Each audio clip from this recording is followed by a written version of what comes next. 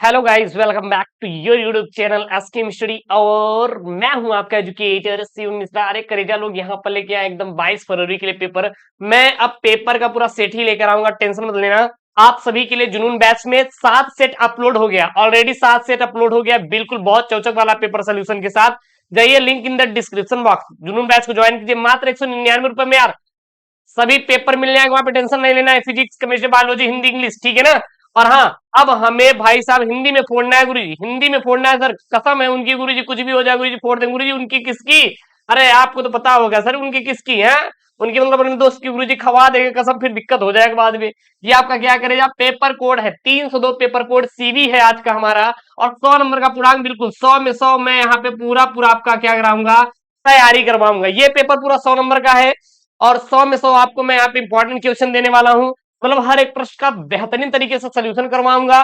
Video important होने वाला है। सबसे पहले वीडियो को लाइक करेंगे, चैनल को सब्सक्राइब करेंगे, अपने दोस्तों के साथ वीडियोस को क्या करेंगे, शेयर करेंगे। शेयर कर देंगे नहीं, बिल्कुल गुरुजी शेयर कर देंगे। तो ये है आपका भाई साहब जो 22 फरवरी हिंदी का पेपर है 2024, उसका ये है।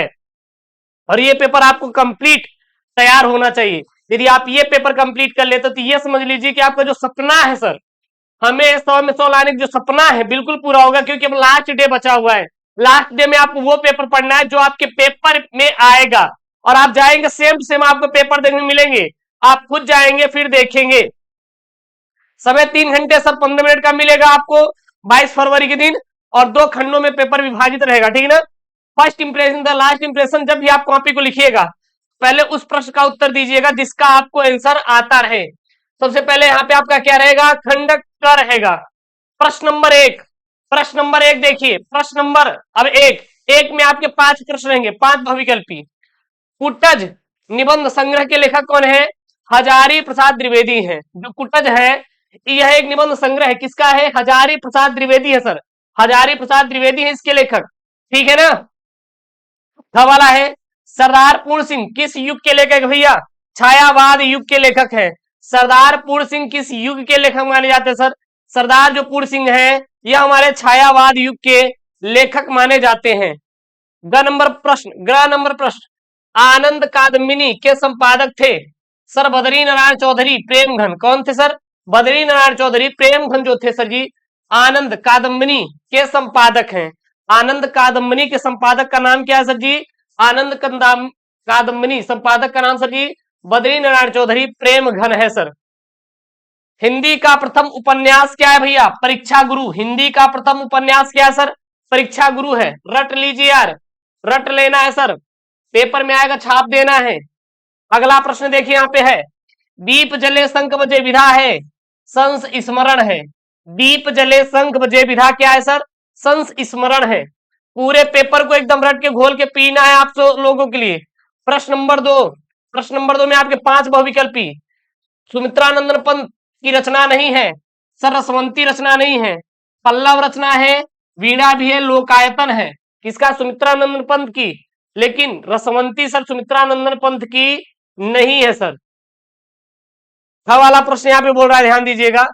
हिंदी साहित्य के आदिकाल के लिए चारण काल नाम दिया डॉक्टर राम कुमार वर्मा ने सर। डॉक्टर राम कुमार वर्मा ने हिंदी साहित्य के आदिकाल के लिए चारण काल नाम दिया था। किसने दिया था? डॉक्टर राम कुमार वर्मा ने सर दिया था।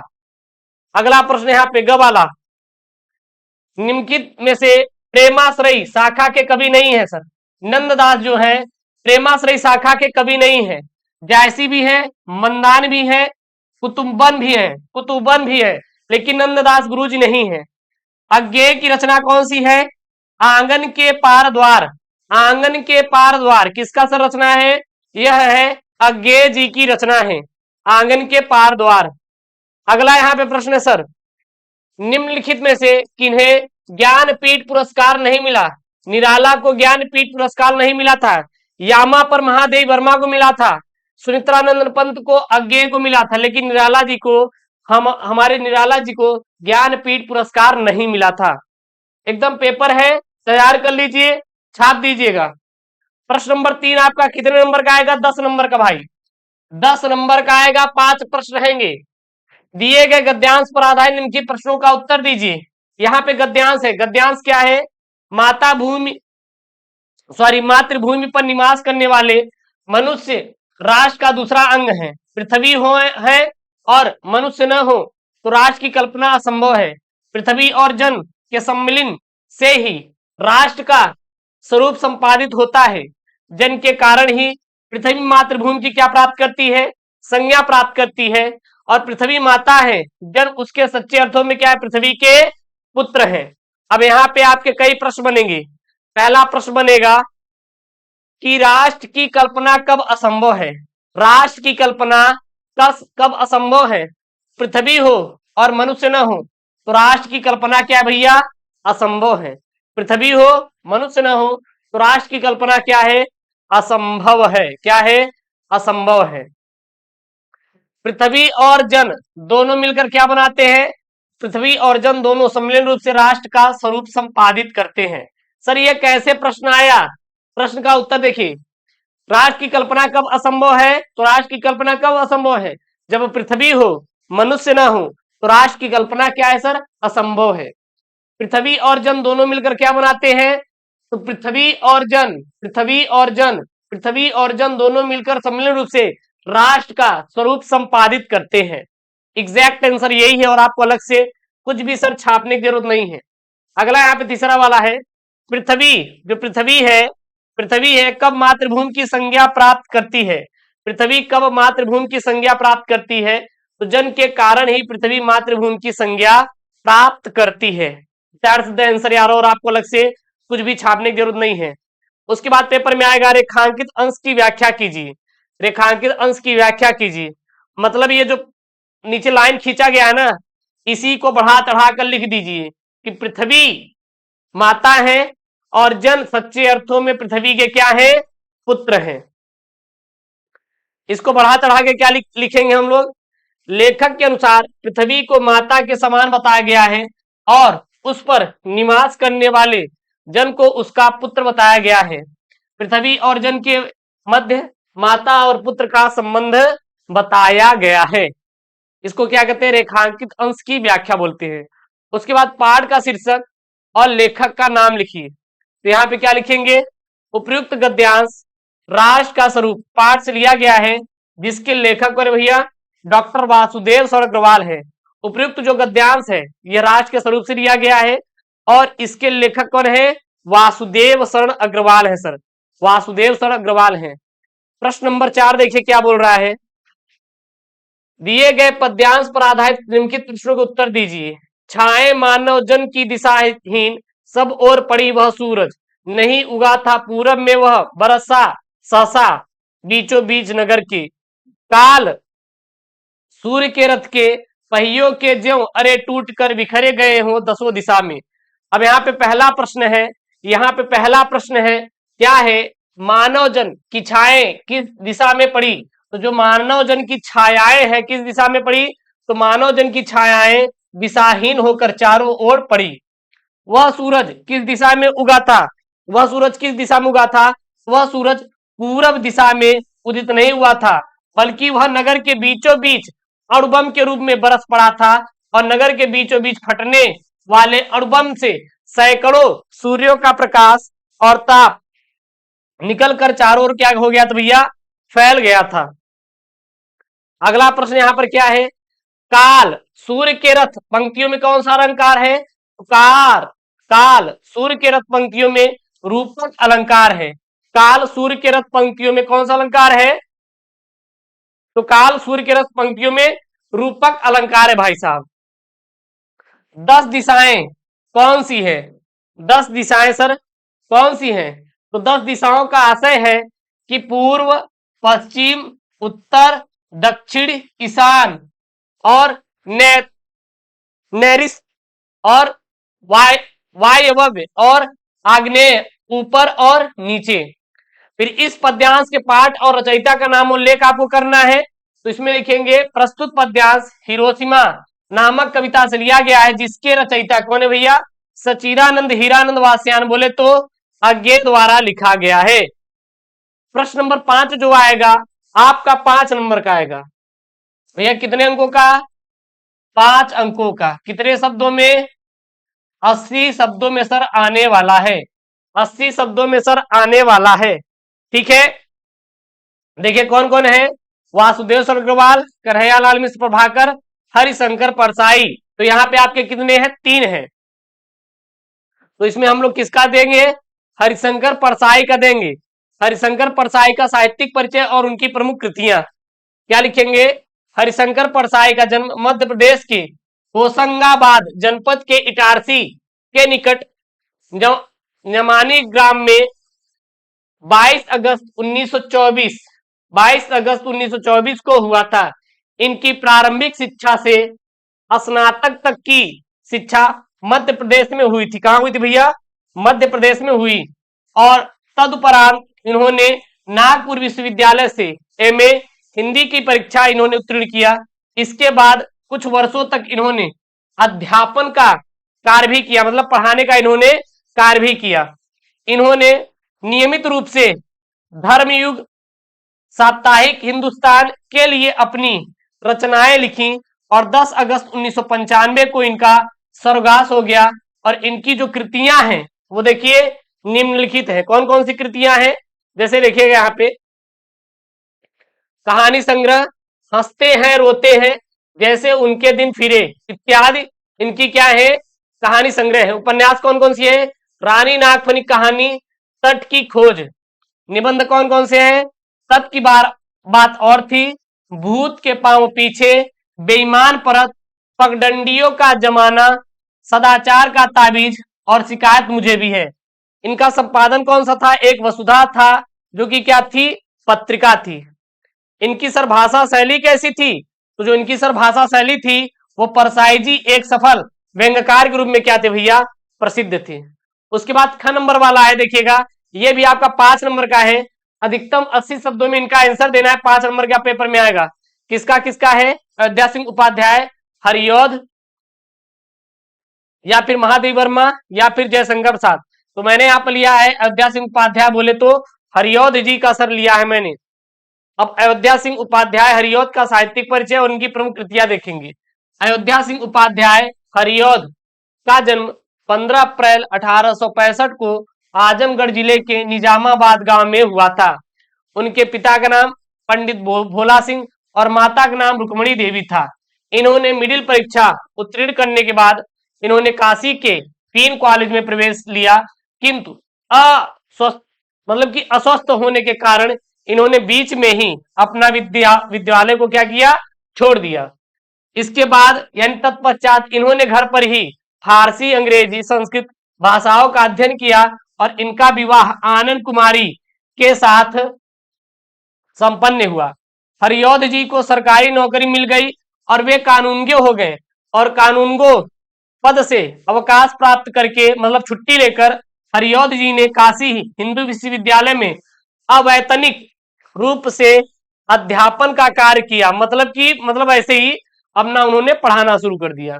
फिर हिंदी साहित्य के सम्मेलन में उन्हें एक बार सम्मेलन का सभापति बनाया गया और विद्या वाचस्पति के उपाधि से सम्मानित किया गया। और सन 1947 ईस्वी में इनका क्या हो गया, निजामाबाद में देहावसान हो गया, यानी कि इनकी मृत्यु हो गई। क्लियर है यहां तक किसी कोई दिक्कत बिल्कुल भी नहीं सर। इनकी प्रमुख रचनाएं याद कर लीजिए सर। प्रमुख रचनाएं सर कौन कौन सी है, नाटक है, उपन्यास है, काव्य ग्रंथ है सर। नाटक में प्रद्युम्न विजय, रुक्मणी परिणय, उपन्यास प्रेम का कांता, ठेठ हिंदी का ठाठ, अध खिला फूल। मोस्ट आईएमपी है, ये सब मोस्ट आईएमपी है। काव्य ग्रंथ प्री प्रवास और चोखे चौबदे, ये दोनों मोस्ट इंपॉर्टेंट है। जो यहाँ पे मैं करवा रहा हूं बहुविकल्पी में भी यहीं से प्रश्न बनेंगे, देन इंपॉर्टेंट है, इसको आप घोल कर पी लीजिए। चैनल को सब्सक्राइब नहीं किया तो यार चैनल को सब्सक्राइब कर लो यार, किसका वेट कर रहा है गुरुजी, कर दिए हैं आप तो ध्यान ही नहीं देते। कर दो भाई, कर दो करे जा, ठीक है ना। अगला यहाँ पे प्रश्न नंबर 6 है, बहादुर अथवा लाटी कहानी का संक्षिप्त कथानक अपने शब्दों में लिखिए अथवा पंचलाइट ध्रुव यात्रा कहानी का उद्देश्य पर प्रकाश डालिए। तो मैंने यहाँ पे लिया भैया पंचलाइट कहानी का उद्देश्य। क्या लिया है, पंचलाइट कहानी का उद्देश्य क्या था। तो परमेश्वर नाथ रेणु हिंदी साहित्य जगत के सुप्रसिद्ध आंचलिक कथाकार है। ग्रामीण अंचलों से उनका निकटतम क्या है, परिचय है। ग्रामवासी जाति के आधार पर इसी प्रकार टोलियों में विभक्त हो जाते हैं और परस्पर ईर्ष्या देश के भाव से भरे रहते हैं। इनका बड़ा ही सजीव और यथार्थ चित्रण इस कहानी में किया गया है। पंचलाइट बिहार के परिवेश की कहानी है। कहानीकार ने ग्रामीण अंचल का वास्तविक चित्र खींचा है और आवश्यकता किस प्रकार बड़े से बड़े संस्कार और निषेध को अनावश्यक सिद्ध कर देती है, इसी केंद्रीय भाव के आधार पर कहानी के माध्यम से एक महत्वपूर्ण उद्देश्य को स्पष्ट किया गया है। गोधन द्वारा पेट्रोमैक्स जला देने पर उसकी सब गलतियां माफ कर दी जाती हैं, उसी पर लगे सारे प्रतिबंध भी क्या होते हैं, हटा दिए जाते हैं तथा उसे मन चाहे आचरण की छूट दी जाती है। कहानीकार ने यह स्पष्ट किया है कि इस आधुनिक युग अभी भी कुछ गांव जातियां पिछड़ी हुई है और रेणु जी ने अप्रत्यक्ष रूप से ग्राम सुधार को क्या दिया, इन्होंने प्रेरणा दिया है। जैसे कि आज क्या है, गांव में अगर आप सरकारी नौकरी पा गए, आप कितना ही गलत काम क्यों ना करते रहे, बहुत ज्यादा आप बदतमीजी कर रहे, चीजें कर रहे, लेकिन आप सरकारी नौकरी निकालनी है तो भैया मतलब कि गांव वाले कहें भैया इससे अच्छा कोई नहीं है। अब इससे अच्छा कोई नहीं, आप कितने भी बेकार आदमी क्यों ना थे, लेकिन यदि आप सफल हो जाते हैं तो आपको लोग भगवान मानने लगते हैं। आज की दुनिया में सरकारी नौकरी मतलब वो भगवान ही हो गए हैं। लेकिन सही बात यह है कि जितने मतलब जो देश चल रहा है अपने बिजनेसमैन से चल रहा है। आप सोचिए जो कुछ भी आप खाते हैं पहनते हैं क्या गवर्नमेंट ला के देती है, सरकार जो सरकारी नौकरी में नहीं वो नहीं देते भैया, बल्कि जो कॉर्पोरेट सेक्टर है, जो औद्योगिक क्षेत्र है, जितने बिजनेसमैन है वो सब करते हैं। सोचिए अगर वो जिस दिन बंद होकर सरकारी नौकरी की तैयारी करना शुरू कर दे तो फिर क्या होगा भारत का, भाई साहब दिक्कत में आ जाएगा। तो वही चीजें हैं कि भाई जो कुछ भी है वो सही है, अगर आप जिस लाइन में है आप अपना बेहतर कीजिए, काम खत्म हुआ। उसके बाद प्रश्न नंबर जो 7 आएगा आपका 5 नंबर का आएगा स्वपठित खंड काव्य। यह आपके जिले के अनुसार आएगा, आपके जिले के अनुसार आप अपने जिले के अनुसार याद करिएगा, ठीक है, ध्यान दीजिएगा। देखिए यहाँ पे आपका श्रवण कुमार का खंड काव्य है, रश्मि रथी का है, मुक्ति यज्ञ का है, त्यागपथी का है, सत्य की जीत और आलोकवृत्त। तो यहाँ पे मैंने त्यागपथी का दिया है और आप अपने जिले के अनुसार याद कर लीजिएगा, ठीक है, ध्यान दीजिएगा। त्यागपथी में खंड काव्य के प्रमुख नारी पात्र का चित्र हम लोग यहाँ पे कर रहे हैं। तो रामेश्वर शुक्ल अंचल द्वारा रचित त्यागपति खंड काव्य की नायिका का श्रेय हर्षवर्धन की छोटी बहन राजश्री को है। वह हर्षवर्धन की प्रिय माता की दुलारी तथा कन्नौज के राजा गृहवर्मन की पत्नी है, जिसकी चारित्रिक विशेषताएं निम्नवत है। सबसे पहला, परिवार की प्रिय, थानेश्वर के राजा प्रभाकर वर्धन की प्राण प्रिय पुत्री राजश्री और राज्यवर्धन और हर्षवर्धन के प्राणों की ज्योति है। कन्नौज के राजा गृहवर्मन से उसका विवाह होता है, किसका, राजश्री का, परंतु वह अल्पकाल में ही विधवा हो जाती है, यानी कि उनकी मृत्यु हो जाती है उनके पति की। और फिर दूसरा क्या इनके अंदर गुण था, नारीत्व गुणों से भरपूर, यानी कि राजश्री में आदर्श नारी के समस्त गुण विद्यमान हैं। वह युवा अवस्था में विधवा हो जाती है तथा बंगाल के गौड़पति शशांक द्वारा बंदी बना ली जाती है, किंतु कारागार से भागने में सफल हो जाती है और वन में भटकती राजश्री जब आत्मदाह को उद्यत हो चिता में कूदने जाती है तो वह भाई हर्षवर्धन द्वारा बचा ली जाती है और दिवाकर मित्र द्वारा उसे समझाए जाने पर वह सर्वस्व राज को समर्पित कर देती है और हर्ष राजा राज्य समर्पित किए जाने पर वह स्वीकार नहीं करती, बल्कि हर्ष के साथ राज्य का सह संचालन करती है। उसके बाद देशभक्ति और जनसेविका, मतलब इनके अंदर देशभक्ति भर भर था, इन्होंने देश प्रेम के लिए बहुत कुछ किया था, बस यही छापना, कुछ नहीं। उसके बाद करुणा का साकार प्रतिमा, मतलब कि राजश्री ने माता पिता की मृत्यु, पति और बड़े भाई की हत्या और राज्य छिन जाने के बाद पर बंदी जीवन का स्वीकार किया, किंतु कारागार से भागने से लेकर हर्षवर्धन से मिलने तक के काल ने उसे करुणा से भर दिया और अपने भाई से मिलने पर उसकी कारुणिक स्थिति खंड काव्य का क्या है, सर्वाधिक मार्मिक स्थल है। उसके बाद सुशिक्षिता और ज्ञानमयी, मतलब कि ये अपने धर्म का प्रचार करती थी और ये बहुत पढ़ी लिखी थी और ये ज्ञाता थी सारी चीजों का, यही सब लिखना है, ज्यादा कुछ नहीं करना है, पॉइंट बनाओ लिख दो। उसके बाद आपका खंड ख जो आएगा प्रश्न नंबर 8, यह संस्कृत का गद्यांश रहेगा, 7 नंबर का रहेगा। इसको आप स्क्रीनशॉट कर लीजिए, संस्कृत वाला आप खुद से करिएगा। ये रहा यहाँ पे पूरा का पूरा, इसके बाद इसका संदर्भ और ये हिंदी अनुवाद आप संस्कृत वाला खुद से करिएगा। ये 14 नंबर आप खुद से करेंगे, बाकी तो मैं करवा ही दूंगा। ये आपका पद्यांश है, ये भी आपका 7 नंबर का आएगा, ये पद्यांश है, इसका संदर्भ और ये है इसका हिंदी अनुवाद। इसको आप स्क्रीनशॉट कर लीजिएगा, ठीक है ना। उसके बाद आपका आएगा प्रश्न नंबर 9, क्या आएगा, निम्नलिखित मुहावरे और लोकोक्तियों में से किसी एक का अर्थ लिखकर वाक्य प्रयोग कीजिए। 1 और 11 होना, 4 चांद लगाना, दूध का दूध पानी पानी होना, 1 अनार 100 बीमार। तो यहाँ पे एक एक करके हम लोग देखेंगे। 1 और 11 होना अर्थात मेल से शक्ति बढ़ना, मेल से शक्ति बढ़ना। वाक्य प्रयोग, दोस्तों को आपस में लड़ते देखा, अध्यापक बोला मिलकर रहोगे तो 1 और 1 11 होंगे। जैसे एक लकड़ी तोड़ेंगे तो टूट जाएगी, ढेर सारा लकड़ी का गट्ठल ला दे तो कभी टूटेगा नहीं। उसके बाद दूसरा यहाँ पे 4 चांद लगाना यानी कि शोभा बढ़ाना। वाक्य प्रयोग, मुख्य अतिथि के आने से मेरे इस कार्यक्रम में क्या लग गए, 4 चांद लग गए। तीसरा है दूध का दूध पानी का पानी होना यानी सच्चा न्याय करना। वाक्य प्रयोग, प्रकृति जब न्याय करती है तो दूध का दूध और पानी का पानी हो जाता है। उसके बाद यहाँ पे चौथा है, क्या प्रश्न है, 1 अनार और 100 बीमार, वस्तु कम व चाहने वाले अधिक। वाक्य प्रयोग, आजकल नौकरी थोड़ी है और उसको पाने के वाले क्या है, अनेक हैं। उसके बाद यहाँ पे प्रश्न नंबर 10 है, अपठित गद्यांश पद्यांश। क्या है, अपठित गद्यांश पद्यांश। ये आपको मैं अलग से मैं बता दूंगा, ये नया सिलेबस में जुड़ा हुआ है, इसको मैं अलग से आपको करवा दिया हूं, link in the description box, जाके उसको पढ़ लीजिएगा, मैंने करवाया भी है। प्रश्न नंबर जो 11 रहेगा, 11 का क्या रहेगा, ये शब्द युग्म पर रहेगा, जैसे कि सर और सर, तो ये सर और ये सर। तो ये सर मतलब क्या होता है आपका, तीर होता है, और एक सर मतलब क्या होता है, तालाब। तो तीर और क्या हो जाएगा, तालाब हो जाएगा। पुरुष और परस, तो पुरुष मतलब क्या होता है, व्यक्ति होता है, और परस मतलब क्या होता है, कठोर होता है। तो व्यक्ति और क्या हो जाएगा भाई, कठोर हो जाएगा। फिर ख नंबर वाला प्रश्न है यहाँ पे, प्रश्न क्या है, निम्नलिखित शब्दों में से किसी एक शब्द के 2 अर्थ लिखिए। पतंग, हलधर, सारंग।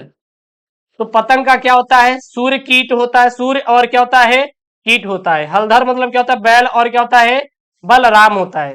सारंग मतलब क्या होता है, बादल होता है और क्या होता है, रंगीन होता है। बादल और क्या होता है, रंगीन होता है, ठीक है ना।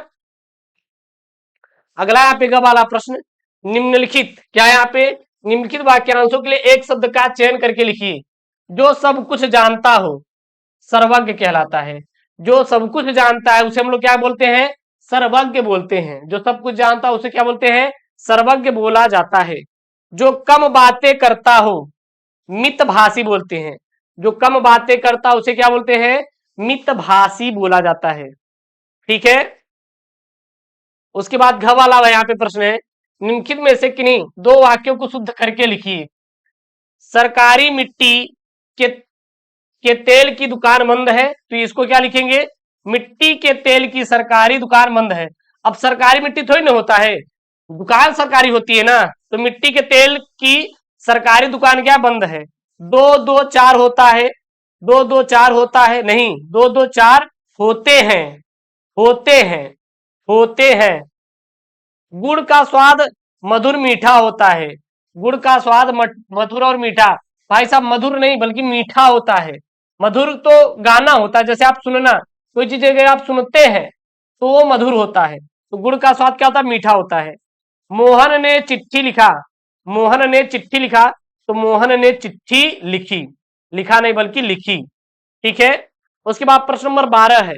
अब 12 का क देखिए यहाँ पे क्या बोल रहा है, ये बोल रहा है कि रौद्र रस अथवा अद्भुत रस का अस्थायी भाव के साथ उसकी परिभाषा अथवा उदाहरण दीजिए। परिभाषा और उदाहरण दीजिए। यहाँ पे अथवा नहीं रहेगा बल्कि क्या रहेगा, यहाँ पे और रहेगा। क्या रहेगा भाई, और रहेगा। तो रौद्र रस क्या है, रौद्र रस का काव्य एक रस है। इसका अस्थायी भाव क्या होता है, क्रोध होता है। विभाव, अनुभाव और संचारी भाव के संयोग से क्रोध नामक अस्थायी भाव रौद्र रस का क्या करती है, रूप धारण करती है। क्या करती है, रूप धारण करती है। उदाहरण के लिए, उस काल मारे क्रोध के, उस काल मारे क्रोध के तन कापने कपने उसका लगा, उस काल मारे क्रोध के तन कापने उसका लगा, मानो हवा के जोर से सोता हुआ सागर जगा। तो ये क्या हो जाएगा, रौद्र रस का उदाहरण हो जाएगा। एकदम छापने वाला प्रश्न है, छाप लीजिएगा।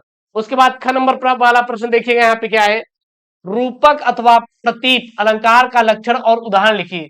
तो रूपक अलंकार क्या होता है, जहां गुण की अत्यंत समानता के कारण में ही उपमान का अभेद आरोप कर दिया जाता है, वहां रूपक अलंकार है। वहां पे क्या है, रूपक अलंकार है। रूपक अलंकार क्या होता है, जहां गुण की अत्यंत समानता कारण उपमेय में ही क्या होता है, उपमान का अभेद आरोप कर दिया जाता है, वहां रूपक अलंकार होता है। क्या होता है भाई, रूपक अलंकार होता है। उदाहरण के लिए, मुख रूपी चांद पर राहु भी धोखा खा गया, मुख रूपी चांद पर राहु भी धोखा खा गया। बस।